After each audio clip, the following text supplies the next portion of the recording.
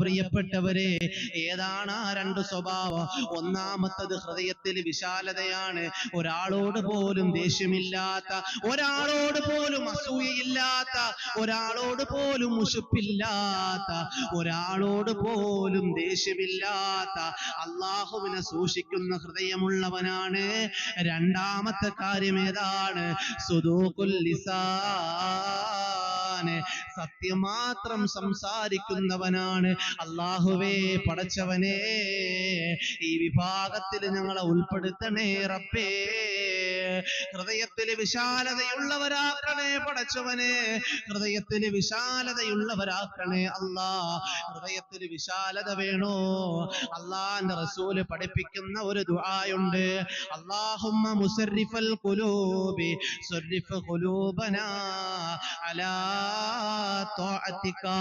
ഈ ദുആ നിങ്ങൾ പഠിച്ചാൽ, ഈ ദുആ നിങ്ങളെ നിസ്കാരങ്ങൾക്ക് ശേഷം നിങ്ങൾ ചെയ്താൽ നിങ്ങളുടെ ഹൃദയം വിശാലമാകുമെന്ന് അല്ലാഹുവിന്റെ റസൂല് പഠിപ്പിക്കുകയാണ്. ഹൃദയത്തിൽ വിശാലത വരുന്ന ദുആയാണ്. അതുകൊണ്ട് മറക്കണ്ട. അല്ലാഹുമ്മ മുസർരിഫൽ ഖുലൂബി സർരിഫ് ഖുലൂബനാ അലാ ത്വാഅതിക. മാത്രമല്ല, സുബ്ഹി നിസ്കാരത്തിന് ശേഷം 71 പ്രാവശ്യം യാ ഫത്താഹ് യാ അല്ലാഹ് എന്ന ഒരു ദിക്ർ കൂടി നിങ്ങൾ പറയണം. അങ്ങനെ പറയുന്നവനെ സുബ്ഹി നിസ്കാരത്തിന് ശേഷമാണ്, 71 പ്രാവശ്യമാണ്.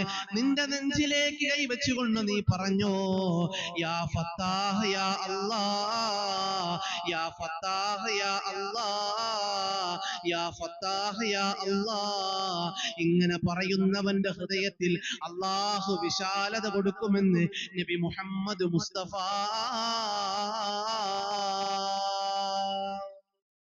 സല്ലല്ലാഹു അലൈഹി വസല്ലം.